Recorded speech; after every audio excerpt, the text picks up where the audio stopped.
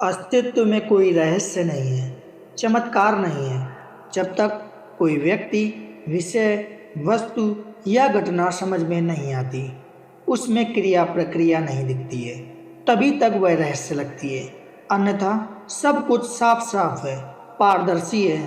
कोई व्यक्ति, महापुरुष या संत या उनके कृत्य इसलिए रहस्यमयी लगते हैं क्योंकि उनसे मिलने वाले आमजन उनके द्वारा अर्जित की गई ऊर्जा या विद्या का सीधे सीधे आशीर्वाद या किसी भी रूप में लाभ लेने आते हैं। उन्हें जानने या विद्या को समझने नहीं। सभी लोगों में जानने समझने की भूख भी नहीं होती, पात्रता भी नहीं होती, सबकी ज़रूरत भी नहीं बनती। इसलिए वे थोड़ा बहुत लेकर आगे बढ़ जाते हैं, अन्यथा किसी दूसरे देने वाले की तलाश करते हैं। कभी इस द्वार कभी उस द्वार, इसे ही भटकना कहते हैं। मगर कुछ होते हैं जिन्हें जानने समझने की भूख होती है, लेकिन लेने की नहीं, बल्कि कुछ पाकर तृप्त होकर कुछ देने की ललक होती है। वे खोजते हैं, भटकते हैं, तब साधना करते हैं, फिर कुछ देने लायक हो पाते हैं। देने वाली सर्वश्रेष्ठ वस्तु समझ, ज्ञान और ऊर्जा ही है, और ऐसे होते ही वे रहस्यमय लगने लगते हैं, क्योंकि इन्हें ऊर्जित करने वाला स्रोत दिखता नहीं है। वह दिख भी नहीं सकता, क्योंकि जिस प्रकार भाव आंखों या यंत्रों की पकड़ में नहीं आते, केवल महसूस होते हैं, उसी प्रकार ज्ञान ऊर्जा भी नहीं दिखती, केवल उसका प्रभाव और प्रभाव के कारणों से आने वाले लक्षण दिखते हैं। बहुत कोशिशों के बाद यंत्रों से केवल इन लक्षणों में आने वाले उतार चढ़ाव ही पकड़ में आते हैं। ऐसे व्यक्तियों को देखकर उनके बहुत सारे चिर परिचितों को ऐसा भी लगता है जैसे कि उन्हें बहुत जल्दी बहुत कुछ मिल गया हो, जबकि बहुत सारे लोग कठिन साधना तब करते ही रह गए। जबकि ऐसा होता नहीं है, सब कुछ नियम से होता है। और मुख्य बात यह है कि यह सिर्फ इस शरीर यात्रा या एक दो जन्म भर का मामला भी नहीं है, बल्कि जन्मों की साधना का फल प्रतिफल होता है, प्रारब्ध होता ही है। कानपुर के डॉक्टर संतोष सिंह भदौरिया जी को बालकाल से ही जानने वालों को लगता है कि इन्हें बहुत कुछ बहुत जल्दी मिल गया।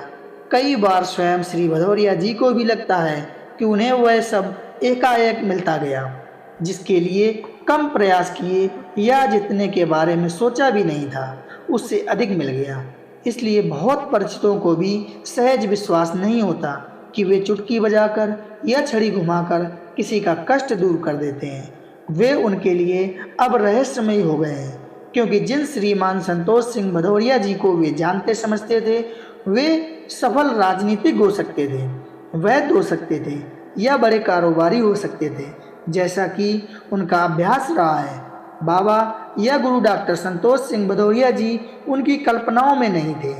आश्चर्य यह है कि स्वयं भदौरिया जी ने भी इतना नहीं सोचा था। फिर क्या, कैसे, क्यों, कब हो गए, यह एक रोचक कथा है। आइए जानते हैं। कानपुर में वर्ष 1964 को जन्म हुआ। उनका परिवार मूलतः मध्य प्रदेश के भिंड बदावर का रहने वाला था और कई पीढ़ी पहले आकर कानपुर में रहने लगा था। बाल्यकाल से ही शिक्षा दीक्षा सामान्य रही, अलबत्ता धार्मिक साहित्य पढ़ने का शौक बचपन से ही था।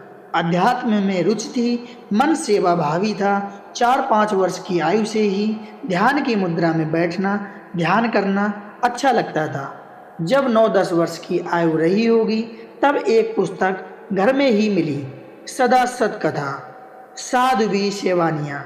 इस पुस्तक में पौराणिक कथाएं थीं। वे अपने पाठ्यक्रम की पुस्तकें छोड़कर इसकी कहानियां पढ़ा करते थे। दादी को सुनाते थे, उन्हें भी अच्छा लगता था। दादी श्रोता, पौत्र वक्ता दोनों मस्त। किंतु पिता को लगता था कि स्कूली पढ़ाई नहीं हो रही, तो वे उस पुस्तक को छुपा देते थे। फिर बाल संतोष उसे ढूंढते और चोरी चुपके पढ़ते थे। बचपन से ही अलग तरह के अनुभव होने शुरू हो गए थे। सुबह को ब्रह्म मुहूर्त में अक्सर लगता था कि कहीं शंख बज रहा, कहीं बांसुरी, तो कभी लगता था एक साथ हजारों रावण जल रहे हैं। बहुत प्रकाश हो जाता था। धीरे धीरे इनकी आदत हो गई। साधु संतों से मिलना, उनसे बातें करना अच्छा लगता था। 14-15 वर्ष की अवस्था में अपने घर की कोठरी में छुपकर रात रात भर साधना करते थे। एक समय तो ऐसा भी आया कि घर परिवार व मोहल्ले के लोग उन्हें पागल मानने कहने लगे थे। सेवा भावी तो थे ही, युवावस्था में छात्र राजनीति करने लगे। निडर थे, कुछ विद्रोही भी थे, इसलिए जल्द ही पहचान भी बनती रही। लेकिन वह पहचान ख्याति से ज़्यादा कुख्याति वाली थी, जैसे कि विद्रोही युवाओं की होती है। वर्ष 1984 में जबकि 20 वर्ष के रहे थे, उसी समय उत्तर प्रदेश में शिवसेना का गठन कर दिया और स्वयं उसके प्रदेश अध्यक्ष बन गए। हिंदूवादी नेता बन गए। दूसरे 17 जिलों में भी संगठन खड़ा कर दिया। स्पष्ट कर दे कि उनकी शिवसेना मुंबई की बाला साहब ठाकरे जी वाली शिवसेना नहीं थी, बल्कि उनकी अपनी अलग थी।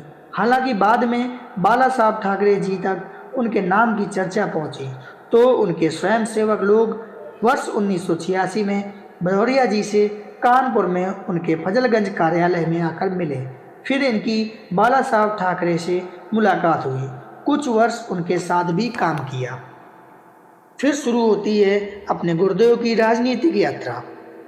शिवसेना के मंच से उन्होंने आरंभ में मुंबई की शिवसेना की तरह हिंदुत्व के लिए कार्य किए, लेकिन बहुत जल्द उनका ध्यान किसानों की समस्याओं पर गया। फिर उन्होंने किसानों के लिए ही अधिक कार्य किए, इसलिए किसानों में उनका बेहद सम्मान रहा। किसान राजनीति में सक्रियता के कारण ही वर्ष 1992 में उन्हें चौधरी महेंद्र सिंह टिकैत के नेतृत्व वाली भारतीय किसान यूनियन की राजनीतिक विंग भारतीय क्रांति दल युवा का राष्ट्रीय अध्यक्ष मनोनीत किया गया। अगले 10 वर्ष तक उन्होंने जोरदार किसान राजनीति की। कई बार सीधे सीधे प्रशासन से टकराव हुआ, कई बार जेल गए। उनके जेल जाने पर स्वयं महेंद्र सिंह टिकैत ने भी आंदोलन चलाया था। वर्ष 2002 से 2003 तक यही चलता रहा। इस दौरान उन्होंने प्राइवेट लिमिटेड कंपनी बनाकर शहर में रियल एस्टेट का व्यापार भी किया, जिससे धनोपार्जन होता रहा। वर्ष 2003 में उत्तर प्रदेश के पूर्व राज्यपाल रोमेश भंडारी के साथ मिलकर राष्ट्रीय किसान यूनियन की स्थापना की। किसान हितों की लड़ाई लड़ते रहे। वर्ष 2005 से 2011 तक 2 बार कपड़ा मंत्रालय में सलाहकार भी रहे, जो कि केंद्रीय राज्य मंत्री के दर्जे के बराबर का पद है, और राष्ट्रपति नामित करते रहे। इस तरह से उनकी लंबे समय तक राजनीतिक यात्रा जारी रही। लेकिन भदौरिया जी आम जन के लिए कुछ उससे भी बड़ा और ठोस करना चाहते थे, इसलिए राजनीतिक क्रियाकलापों से दूरी बनाई और सीधे सीधे मानवीय विकास पर कार्य करने लगे और राजनीति से पूर्णतः संन्यास ले लिया। फिर शुरू होती है अपने गुरुदेव की आध्यात्मिक यात्रा। भदौरिया जी की अध्यात्म में तो रुचि थी, साधु संतों का संग अच्छा लगता था, लेकिन तंत्र मंत्र व्यवस्था से वे अनजान थे। रुचि भी अधिक नहीं थी। संयोग देखिए, उन्हें पहले जो गुरु मिले वे तंत्र विद्या के ही सम्राट थे। फतेहपुर के बरिगवा गांव निवासी तंत्र गुरु श्री राधा रमण मिश्र जी। हालांकि उनसे उनकी मुलाकात बहुत सामान्य तरीके से हुई। पहली मुलाकात की इस घटना का जिक्र एक समाधि संत श्री राधा रमण मिश्र जी अध्याय में हो चुका है। भदौरिया जी ने उनसे आग्रह किया कि वे उन्हें आध्यात्मिक गुरु के रूप में दीक्षा प्रदान करें। इस पर श्री मिश्र जी ने इनकार करते हुए कहा, बेटा, अध्यात्म मेरा विषय नहीं है। लेकिन इसके साथ ही उन्होंने अध्यात्म की आरंभिक जानकारी देकर कहा कि इस विषय को तुम्हें पूरी तरीके से समझने की आवश्यकता है और तुम्हें इसे समझना भी चाहिए। इसके लिए एक पूर्ण गुरु की आवश्यकता होती है, लेकिन अभी तुम्हारा समय नहीं आया है। तुम्हें उम्र के 44वें वर्ष में तुम्हारे आध्यात्मिक गुरु मिलेंगे। इस पर भदौरिया जी बोले, मैं उन्हें कैसे पहचानूंगा? वे अवधि में बोले कि हमरे जैसा होई।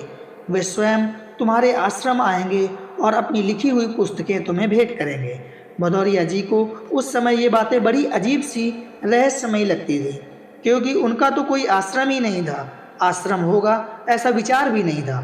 और मिश्र जी कह रहे हैं कि तुम्हारे आध्यात्मिक गुरु स्वयं तुम्हारे आश्रम आएंगे। इसके बाद वर्ष 1993 में परम पूज्य गुरुदेव पंडित श्री राधा रमण जी मिश्र ने भदौरिया जी को अपने भौतिक जनेऊ से संस्कारित किया, अपना धर्मपुत्र घोषित किया तथा ब्राह्मण कन्या से उनका विवाह भी करवाया। इसके बाद वर्ष 1994 में पूजनी बाबा जी ने इच्छा मृत्यु का वर्ण करके महासमाधि ले ली। महासमाधि के पूर्व बाबा जी ने ग्रामवासियों से कहा, मेरे समाधिस्थ होने के पश्चात कुछ आंधी तूफान आए तो डरना मत। वही हुआ भी। एक भयानक तूफान बरेगवा में उठा। ग्राम और आसपास के जंगल में सैकड़ों पेड़ उखड़कर गिर गए। फिर एक अद्भुत शांति छा गई।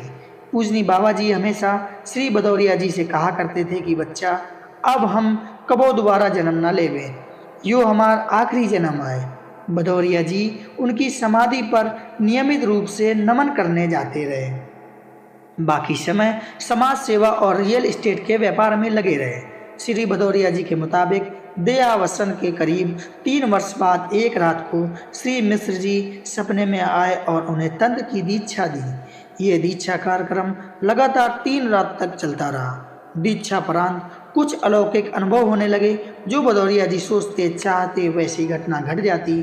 उन्हें लगा कि बिना प्रयास, बिना किसी अनुष्ठान के उन्हें कुछ शक्तियाँ प्राप्त हो गई हैं। वे बीमार को छू लेते तो उन्हें आराम हो जाता। वे स्वयं हैरान थे, क्योंकि विधि की पूर्ण विद्या का ज्ञान भी अभी नहीं हुआ था और यह सब शक्तियाँ प्राप्त हो गईं। वर्ष 2001 में कानपुर के पास ही गांव करौली में खेती के लिए ज़मीन खरीदी और उसी के कुछ भाग में स्कूल, अनाथालय आदि का विचार मन में था। यहाँ आध्यात्मिक अनुसंधान होंगे, यह विचार में भी नहीं था। अलबत्ता आध्यात्मिक और धार्मिक रुझान के कारण भव्य नवग्रह मंदिर बनाने का जरूर विचार आया। इसलिए उस परिसर का नामकरण लौह कुश आश्रम के नाम से कर दिया। लौह व कुश श्री भदौरिया जी के दोनों पुत्रों के नाम हैं। नवग्रह मंदिर के लिए शनि गर्भगृह तैयार हो गया। पहली मंजिल भी तैयार हो गई।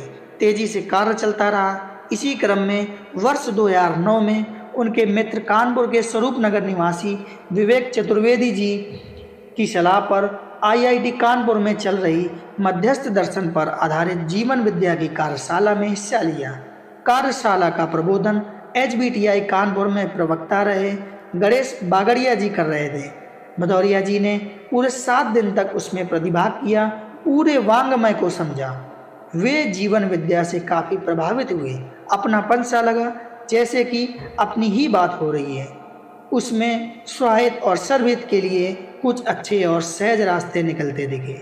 इसी आलोक में मध्यस्थ दर्शन के प्रतिपादक अनुसंधानकर्ता अग्रहार नागराज जी के नाम से भी परिचय हुआ। चूँकि नागराज जी का वांग्मय इतना अच्छा था, इसलिए भदौरिया जी की उनसे मिलने की तीव्र इच्छा हुई। वे तो पहले से ही संतों के पीछे दौड़ते रहे थे। भदौरिया जी शिविर के कुछ दिनों बाद ही नागराज जी से मिलने अमरकंटक पहुंच गए। भदौरिया जी बताते हैं कि नागराज जी के दरवाजे पर पहुंचते ही उनके अंतर्मन से एक दिव्य शक्ति का संदेश आया कि हमारा कार्य पूरा हो गया, हम हिमालय जा रहे हैं। कभी बाबा ने आदेश किया तो फिर मिलेंगे। भदौरिया जी की समझ में ही नहीं आ रहा था कि ये सब क्या हो रहा है। ये कौन थे जो संदेश दे रहे हैं और हिमालय जा रहे हैं। बहरहाल नागराज जी से मिले। बहुत हल्की फुल्की सदैव मुलाकात हुई, लेकिन प्रभावित पूरे हुए। वहाँ से वापस आकर नवग्रह मंदिर निर्माण में लगकर 2010 के आरंभ के महीनों में एक दिन गुड्डा भैया का फ़ोन आया कि नागराज जी तुम्हारे आश्रम आना चाह रहे हैं। हालांकि उस समय नागराज जी के कूल्हे की हड्डी का ऑपरेशन हुआ था। वे ठीक से चल भी नहीं पा रहे थे, लेकिन कानपुर आने के लिए तैयार थे। बहरहाल तय तिथि को उनका आगमन हुआ। वे आए। गाड़ी से उतरते ही भदौरिया जी के कंधे पर हाथ रखा और उनका सहारा लेते हुए कहा, मैंने अपना वचन पूरा किया, आपका मनोरथ पूरा हुआ। भदौरिया जी यहाँ भी नहीं समझ पाए कि कौन से वचन की बात कह रहे हैं, पर संकोचवश पूछा भी नहीं। श्री नागराज जी करीब 4 घंटे आश्रम में रहे। जाते समय उन्होंने मोटे पेपर से आबद्ध एक बड़ा सा पैकेट उपहार स्वरूप उन्हें भेंट किया। भदौरिया जी ने उस पैकेट को आश्रम में रखवा दिया। उस समय कानपुर के तत्कालीन जिलाधिकारी श्री M.K. मिश्रम गुड्डा भैया जी समेत कानपुर के कई गणमान्य लोग आश्रम में मौजूद थे। अगले दिन सुबह को कानपुर शहर स्थित आवास पर भदौरिया जी की पत्नी ने उन्हें ध्यान दिलाने की मुद्रा में प्रश्न किया कि आपकी उम्र कितनी हो गई। अचानक झटका सा लगा। वे 44वें वर्ष में थे और फिर श्री राधा रमण जी की वे सभी बातें याद आ गईं, जिसमें उन्होंने कहा था कि 44वें वर्ष में तुम्हारे आध्यात्मिक गुरु स्वयं चलकर तुम्हारे आश्रम आएंगे और अपने हाथ से लिखी पुस्तकों का एक सेट भेंट करेंगे। वे तुरंत आश्रम आए और बंद पैकेट खोलकर देखा तो उसमें 13 किताबें थीं। वे सभी पुस्तकें मध्यस्थ दर्शन आधारित जीवन विद्या की पुस्तकें थीं। यह वाङ्मय स्वयं नागराज जी ने लिखा है।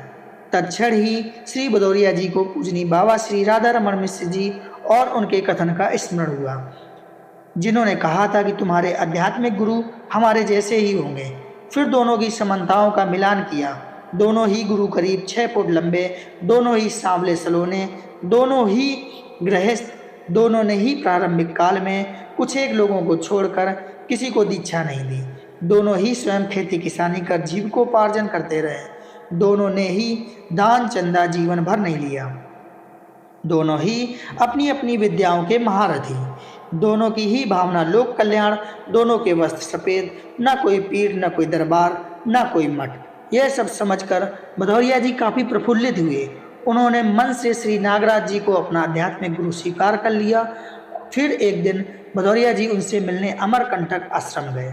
आइए राजा साहब कहकर श्री नागराज जी ने उनका स्वागत किया। वहां पहुंचकर एक और रोचक प्रसंग पता चला। श्री नागराज जी बैठे हुए थे। उनके सिरहाने पर कांच की एक बोतल में गुलाब की पिसी हुई पत्तियों का चूरा रखा था। नागराज जी बीच बीच में उससे निकालकर चूरा खा लेते थे। वह गले में फंसता था तो खांसते थे। भदौरिया जी ने यह देखा। नागराज जी से तो कुछ नहीं कहा, लेकिन अब उनकी पुत्री अम्बा दीदी को बताया कि ये चूरा खाने से खांसी हो रही है, उसे वहाँ से हटा क्यों नहीं देती। इस पर अम्बा दीदी ने लाचारी दर्शाते हुए कहा कि भैया, ये गुलाब आपके आश्रम से ही आए हैं, ये उन्हें ही खाए जा रहे हैं। फिर उन्हें इसके पीछे का एक और रोचक प्रसंग बताया। श्री नागराज जी करौली धाम आश्रम में आए थे। उस समय भदौरिया जी ने गुलाब की माला पहनाकर उनका स्वागत किया था। नागराज जी ने उस माला को उतारकर अपने सामान में रखवा लिया। जाते समय वे बांदा में भी एक परिचित के यहाँ रुके थे। वहाँ से अमरकंटक के लिए निकले कि चित्रकूट के पास पहुंचकर श्री नागराज जी को गुलाब की उस माला का ध्यान आया।